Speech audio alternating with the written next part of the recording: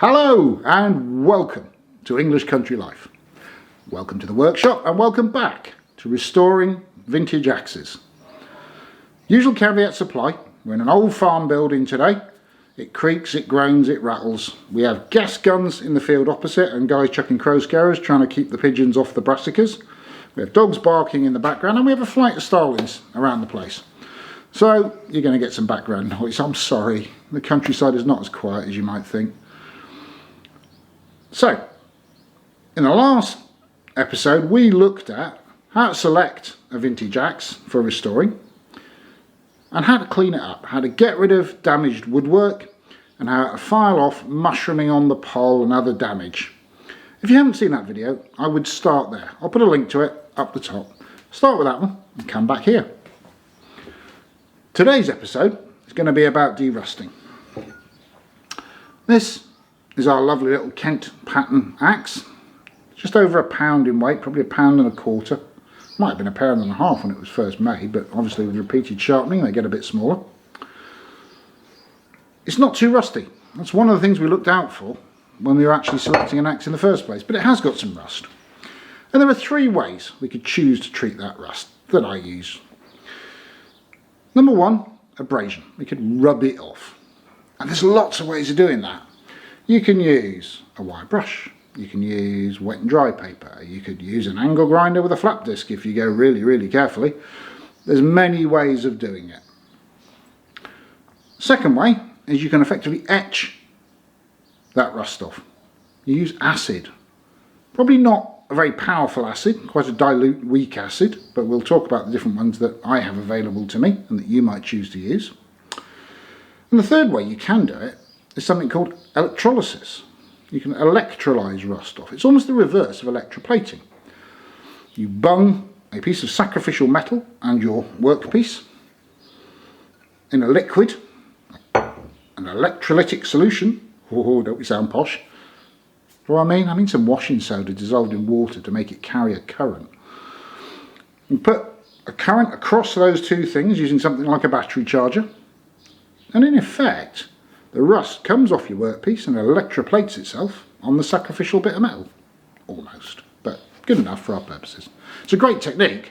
It's not very low tech, so it's not suitable because we said we were going to use really simple tools, techniques and processes for this restoration. But if you do want to see that done, I have other workpieces waiting restoration. Let me know in the comments below and I'll do a special video on how to electrolyse rust off old tools. So today we're going to use a combination of abrasion. I'm going to wire brush some of that surface rust off, and then we're going to do some acid cleanup to get into the nooks and crannies and places it's hard to get a wire brush. Let me bring you in close. We'll talk about the wire brushing first and I'll show you the options for that, and then we'll look at the acids secondary once we've brushed off the worst of the surface rust. Let's get on. This is our £1.25 lovely vintage Kent pattern axe head. And I just want to point a few things out to you, and I'm angling it deliberately to catch the light. Here you can see a sort of dark brown to black smooth coloration on the axe.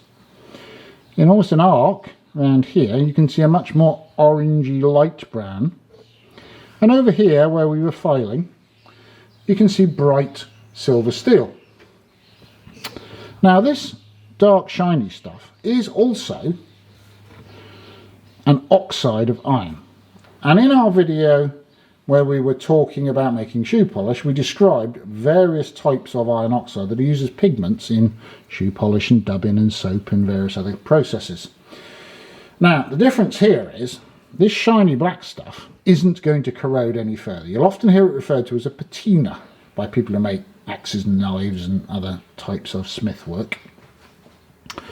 But this orangey stuff is a different molecular formula, and it is a sign of rusting and corrosion, and we want to get rid of that. And this bare steel, if left in a damp atmosphere, will rust in this way and not that way. So in the processes that we follow today, what we really want to do is get rid of the orange stuff, the rusting, keep as much of the black stuff as we can, and in some ways protect this raw steel. So that's what we're going to have a look at. We're going to use a wire brush today to clean up that sort of orangey brown rust. Now, wire brushes come in many forms.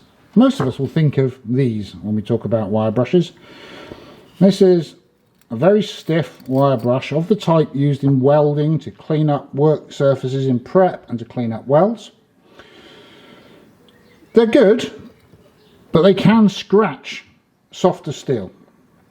But if you've got one that's heavily covered in orange rust, it's a good place to start, just to brush off the worst of the corrosion. You can also get these. Fine steel or other materials that attach to your drill or to your angle grinder. They make the whole process a little bit less hard work. But we said we're going to use hand tools on this, or we were asked to use hand tools, so we'll get rid of them. And actually, our axe is not terribly badly corroded, so we'll get rid of that one too. And we'll look at these.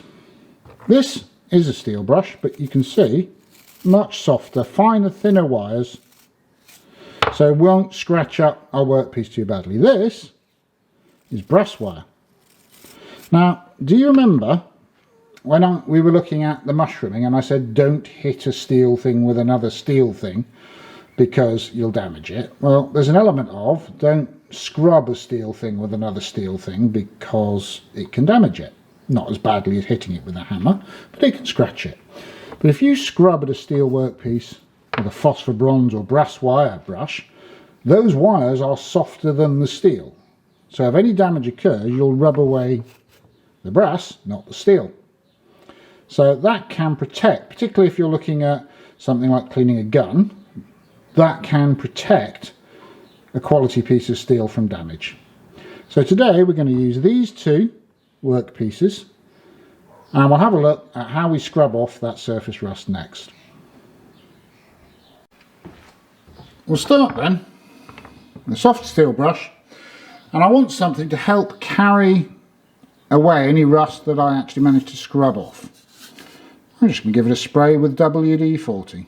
WD-40 is of course a good anti-rust item. WD stands for water dispersal. 40 says it was the 40th formula they tried. Now can you see that giving that fairly light work with a hand, you've got an orange film starting to form. We'll wipe that off, keep doing it until it doesn't form anymore. That's it for the wire brushing. It's a wire brush, something to carry away the rust as you scrub it off, WD-40 some oil or something like that. And just get off the orangey brown surface rust. Don't, if you can avoid it, damage any dark coloured patina underneath, because that protects the axe head. And that's what we've done. Trouble is, it's hard to get in the eye and into some of the sort of nooks and crannies and harder to reach areas. So we're going to use some acid to continue the cleanup. I'm not talking sulfuric acid or hydrofluoric acid or one of those really powerful acids. I'm talking about the sort of stuff you've probably got in your home. And you certainly will if you keep watching these videos. So let's have a look. What might I use? This you're going to see in lots of our videos. This bad boy, citric acid. Citric acid we use in so many ways. When you have a country place, you generally are not on main sewage, and therefore you have something like a septic tank. You can't use bleach if you've got a septic tank because it kills the good bacteria that you need to make the tank work. But you still need to clean. 5% solution of citric acid is basically what you're going to buy if you buy any of these septic tank eco-friendly type cleaners. So make your own, it's so much cheaper. Citric acid in a solution stops your apple rings going brown when we do dehydrated apple rings. Citric acid when we're sweet making. Do you want to see us make sweets? We make our own sweets and candies. That's the flavouring you get on acid drops, Haribo Tang Fast Sticks, all those lovely super sour sweets. Citric acid. It's great also at de-rusting tools. Let's have a look at another one. This cream of tartar, also known as tartaric acid, one of the two powders that go together to form baking powder, also used in winemaking. So a number of these things have a number of functions, and if you keep them in their raw form, you don't have to buy baking powder because you've already got bicarbonate of soda and tartaric acid, and you can put them together and you've got baking powder. Oh, and if you put that baking powder into your plain flour in the right proportions, you've got self-raising flour. So why do you need to buy baking powder and bicarbonate of soda and self-raising flour and plain flour? And that's kind of where we're going with a lot of this stuff. It's actually cheaper and more efficient to know how to put it together yourself. This one's a bit more obscure. This is oxalic acid. Oxalic acid is found in things like rhubarb and wood sorrel, and those things that have got a sort of sharp tasting thing in fruits and vegetables. If you ever eat wood sorrel, it tastes a lot like green apple peel. You probably won't have that, but if you're a beekeeper, you will, because oxalic acid is used to treat varroa mite on bees. So if you're a beekeeper, you can use your oxalic acid. It's quite a powerful acid, so go careful, use it dilutely, and keep an eye on the process. But you can use it, you know, if you've got it, don't go buying something else. Let's look at a fourth one, and that's the one we're going to use today. I promise to make this simple and accessible, so let's use a 5% solution of acetic acid.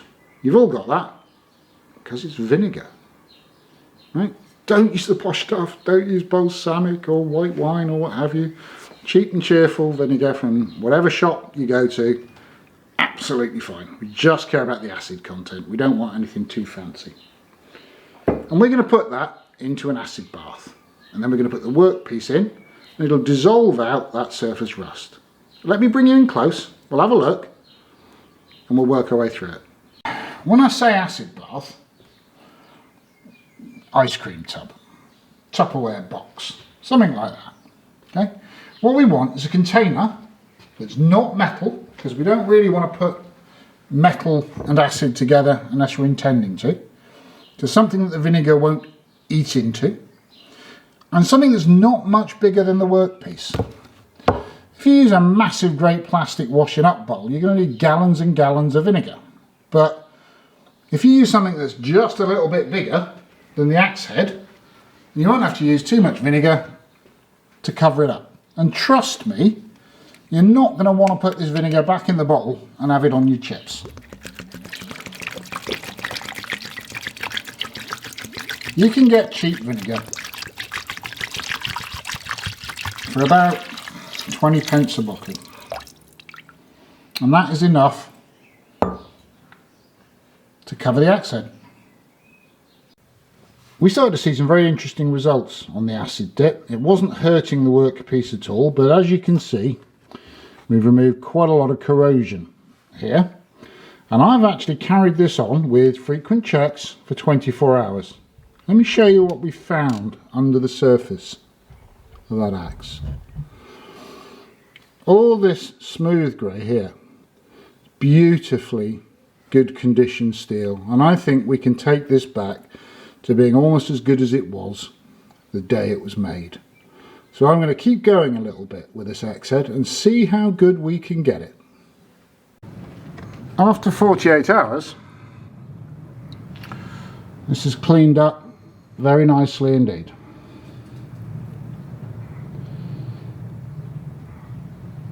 So all of the corrosion's come off. Almost everything is out from any of the pitting, the little holes that appear in the surface of the iron. And we've got a sort of dull grey finish which the vinegar's imparted, which is a sort of stable patina on the steel. I want to do some work on the inside of the eye, so let me bring you in close and show you how we do that. This is the smallest of the wire brushes that I have, and they're about toothbrush sized, roughly, both in steel and brass. But honestly, they're still too big to get inside the eye and clean out any corrosion that might be in there. So what I intend to use is this. And this is a phosphor bronze brush, a little bit worn, and it's actually a worn out one from my gun cleaning kit. But that will fit beautifully inside the eye and let me scrub out any rust that's in there.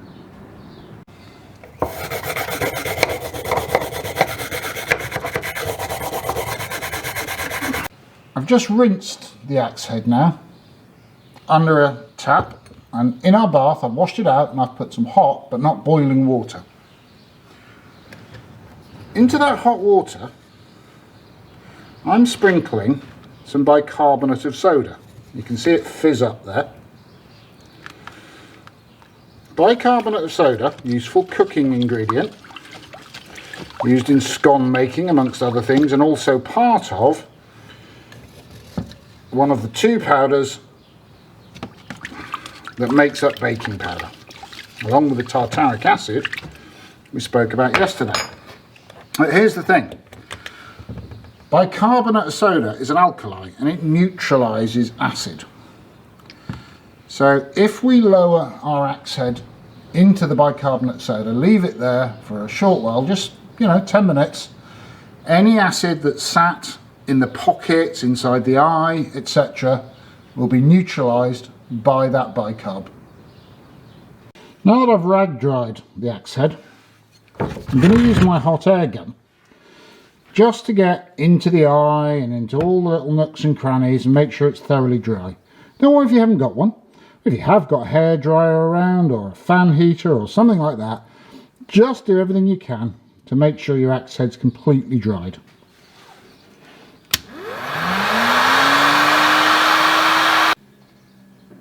Now that we've cleaned the rust off, neutralised the acid and got rid of the water, what I want to do is put a temporary coating onto the axe head just to stop it rusting until we complete the next stage. And in the next stage we're going to profile and sharpen. And I don't want to put any longer term coatings on because that will need them to be removed anyway. So for now, a good coat, WD-40, water dispersal 40, clues in the name, and that will keep our axe head in good condition until we're ready for the next step. And that concludes part 2 of the axe restoration series. We now have a derusted, dehelved workpiece that's basically back to the steel with a little bit of forced patina oxidization on the surface to protect the metal from rusting, sprayed off with oil. In the next part we'll look at how we tidy up the cutting edge, it's called profiling, and get it as sharp or sharper than it was the day it was sold. If this sort of content's of interest to you, please give us a thumbs up below right now, leave us a comment to say what other sort of tools you'd be interested in seeing restored, and if you haven't done already, hit the subscribe button and you'll hear about all our new videos as and when we publish them. It's always great to hang out with you. Please come back and see us soon. You take care.